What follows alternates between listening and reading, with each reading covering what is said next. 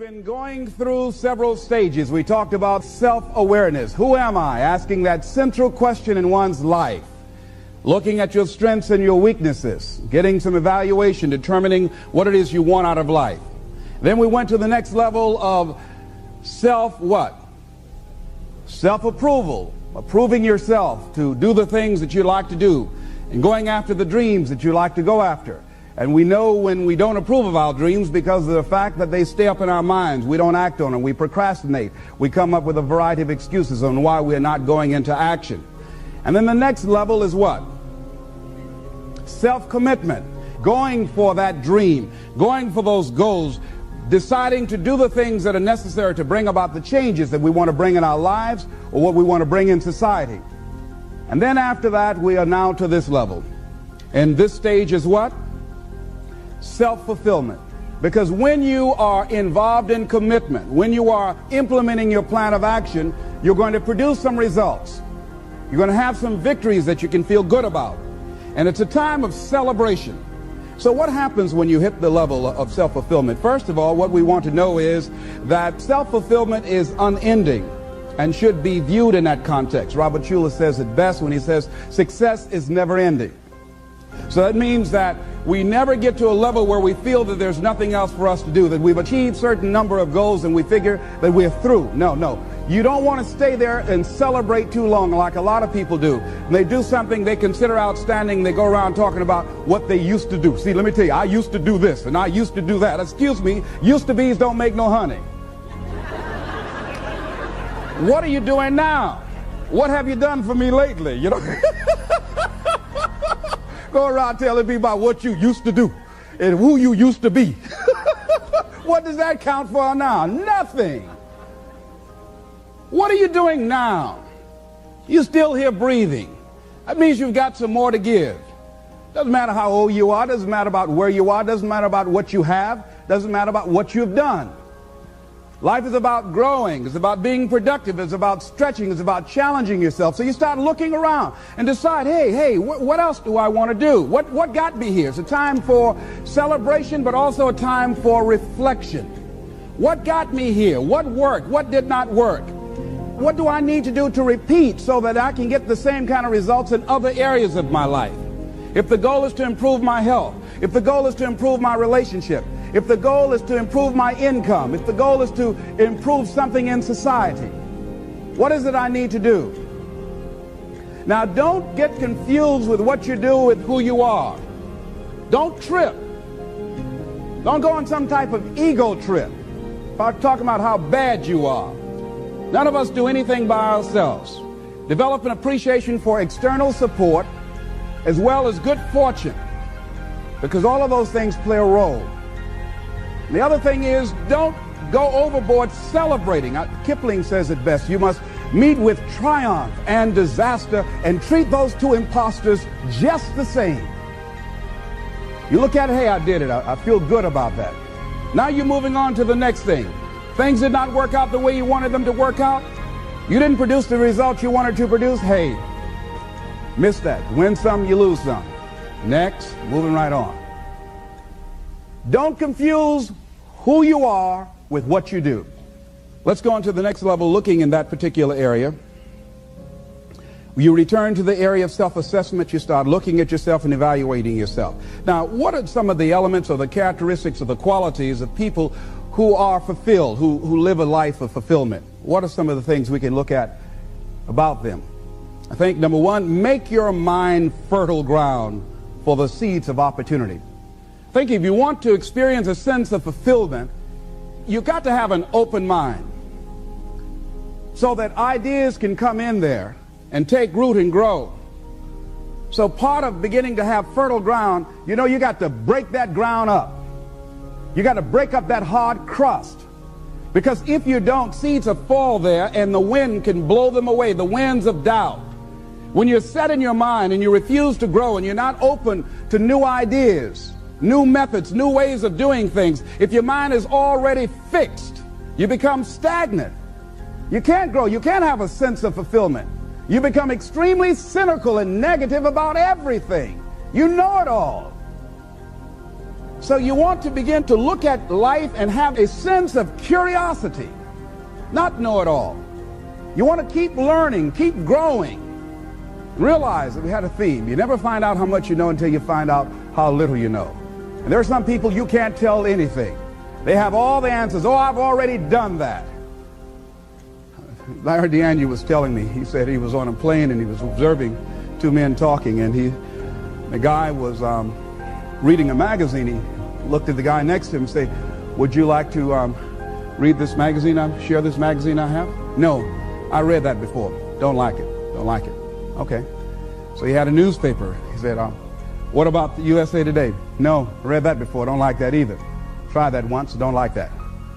So they served them some food, and he said, would you care to have anything I have here? Because the guy wasn't eating. No, tried that before. I don't like that. And he noticed the guy only had one child. He said,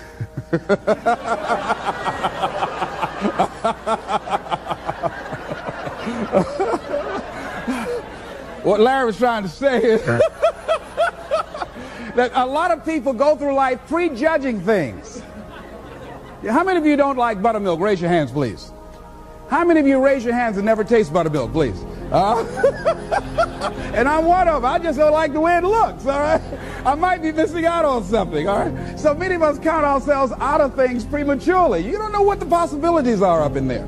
So you want to be open, you want to continue to learn, you want to continue to grow, you want to begin to know that there are unlimited ideas out here waiting for you to latch on to them. And if you don't take advantage of them when they come your way because you're so closed-minded, do understand somebody else will.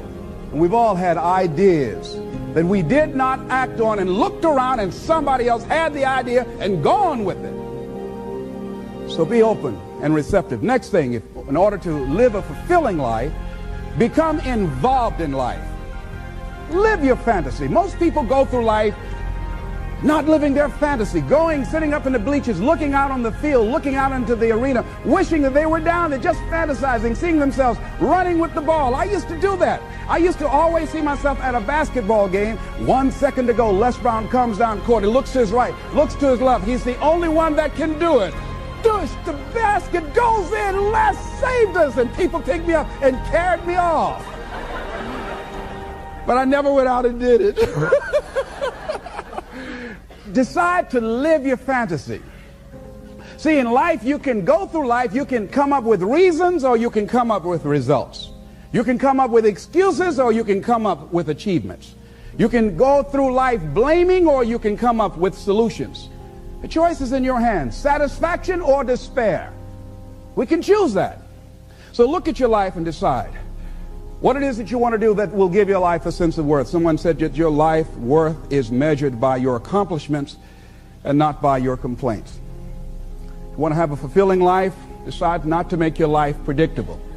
See, some people, their lives are very predictable. They got a little routine, they do that, and they follow that day in and day out, day in and day out. You don't get much juice and happiness out of life like that if you're predictable. You want to change it up. Variety most certainly is the spice of life. Here's something else. Want to create a greater sense of fulfillment? Challenge your fears. Challenge them. Look those fears in the face and take them on. Don't allow them to rule you. Decide that you're going to take some chances. A friend of mine by the name of Adrian, he said one day he decided to have a day of challenge. So he and a friend went to Cedar Point. So he's always been afraid of certain rides. So he said on this particular day, he said he decided that he was going to go on the most dangerous rides at Cedar Point. So they went around looking at all the rides, and so the young lady that he was with said, that's the one there. That's it. He said, why that one? He said, well, she said, I read about it in the newspaper. Said 2 people were killed last year on that. He said, yes, that's the one I want. That's the one, you know. So he got in the line and said it was a long line. Had to wait in line for about 2 hours. And Adrian said while he was in line, and as they started getting closer, he said he started doubting himself. Well, maybe I should not do this. Maybe. So she says, no, come on, get back in line. He said, no, I changed my mind. I don't want to do this. I don't have to have the most dangerous ride. He said he started visualizing himself being thrown out of this big ride, and his name on the front page of the newspaper after being splattered against a wall or something. So he just started saying, no, I don't want to do it. But his friend insisted, no, come on, Adrian, we said we were going to do it. We were going to confront our fears today. Come on, just stay in line. So he kept on. He said he was arguing with her the whole time. They got up there and the guy said, okay, next. He said, no, I just decided to change my mind. She said, come on. She pushed him. They went there and he got in the little seat and they strapped him in. And as they began to move, he said, wait a minute, I want to get out. But it was too late. So they started taking him up. He says, oh, no, please, please, I got a bad heart. Let me out. And he was up there and he was gone. He said he screamed all through that ride. His friend was laughing. Her wig came off. Before they finished, he'd lost his partial. When he got off, he was gumming it. Yeah?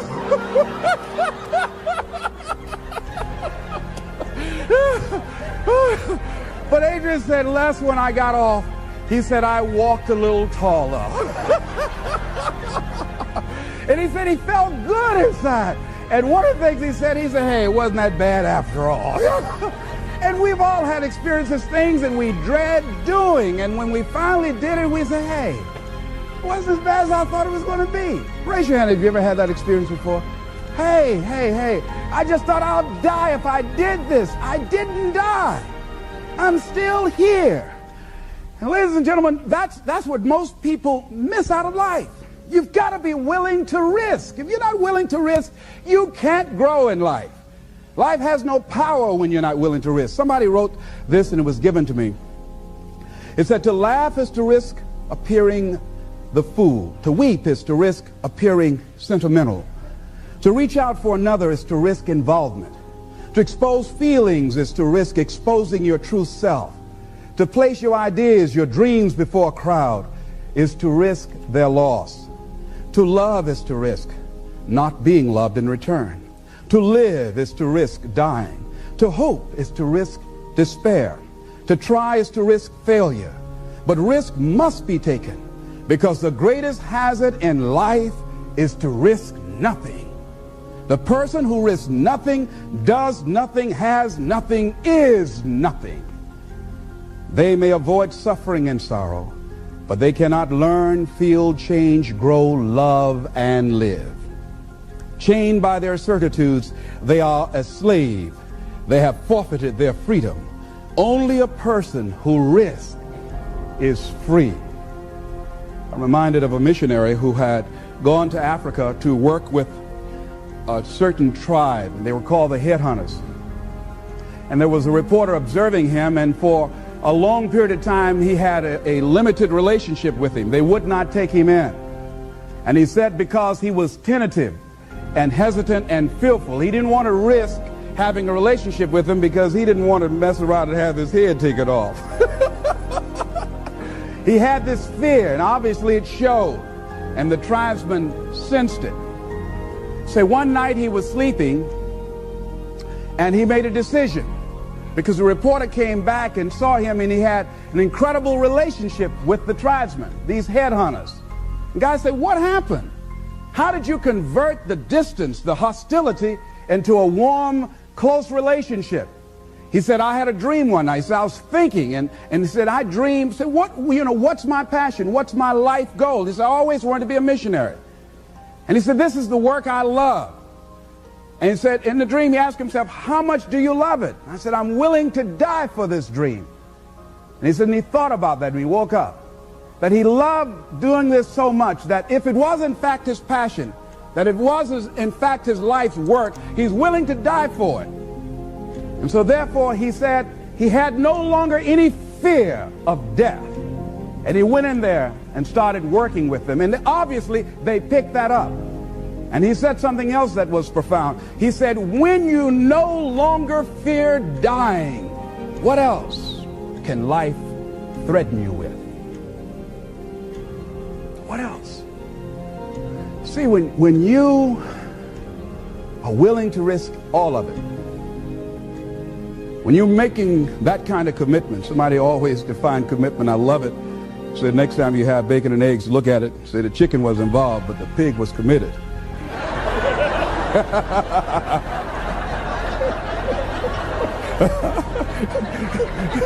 He had to give it all up. See, when you're willing to give it all up,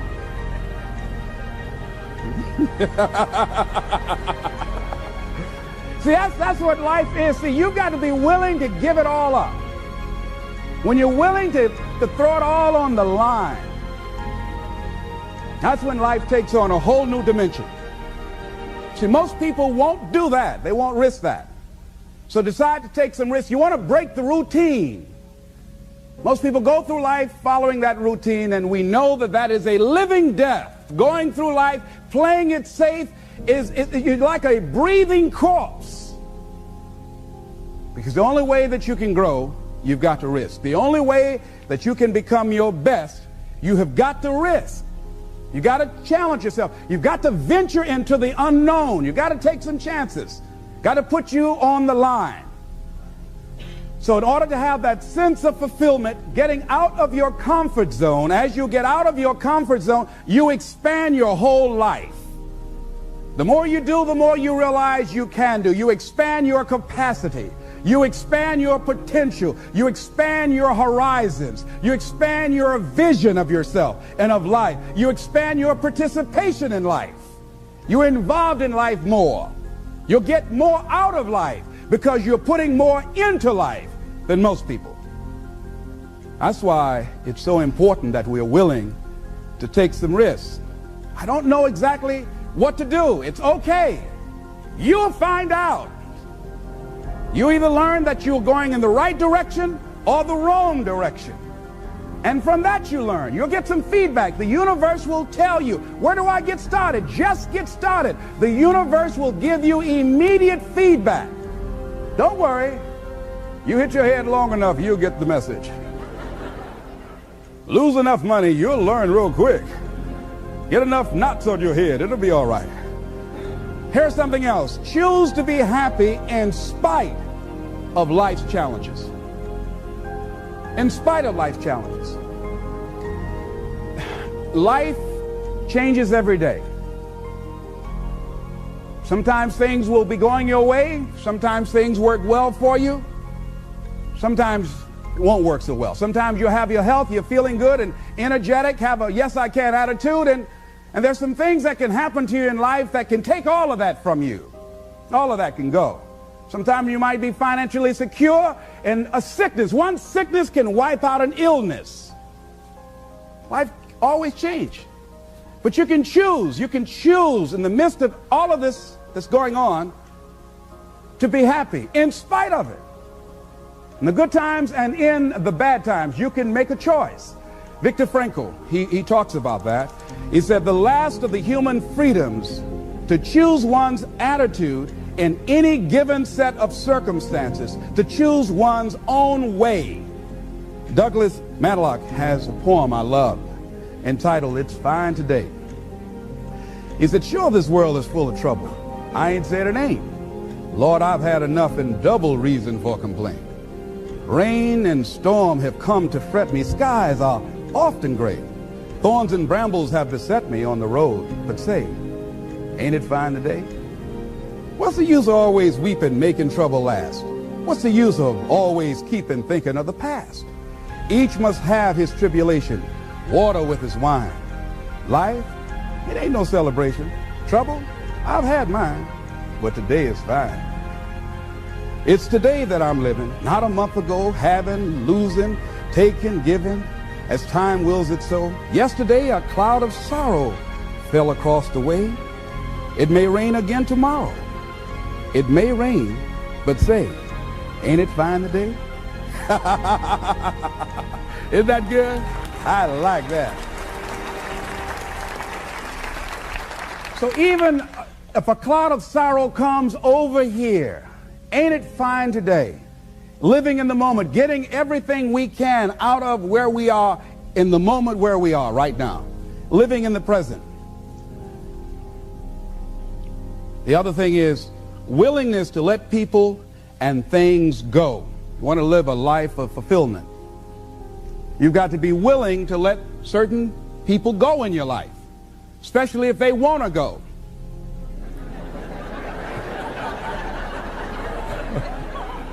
Don't get addicted to material things.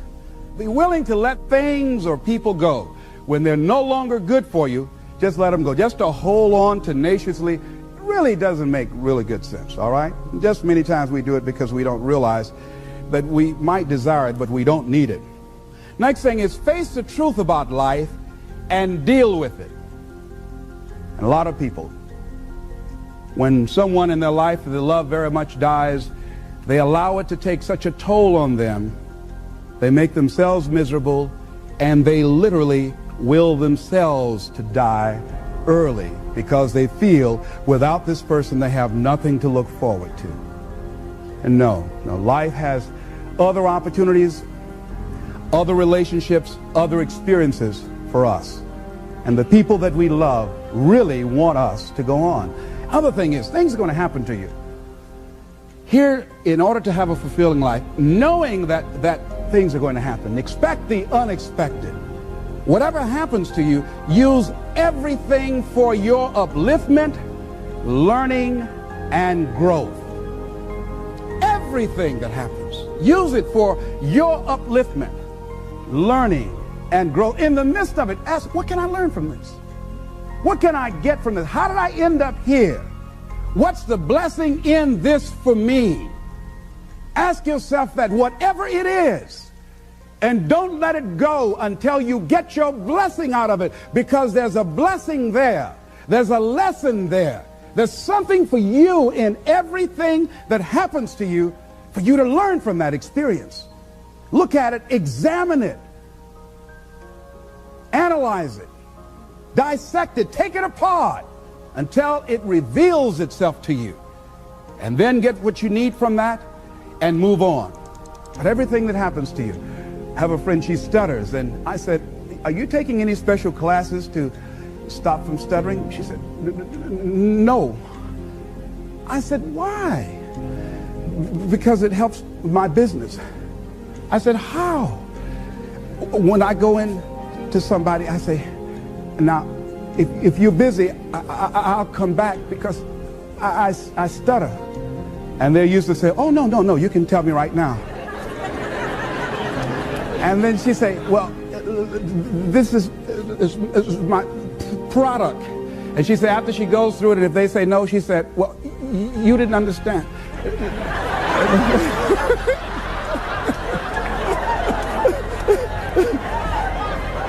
Let me tell you again. And they say, oh, no, that's all right. How much you said it is?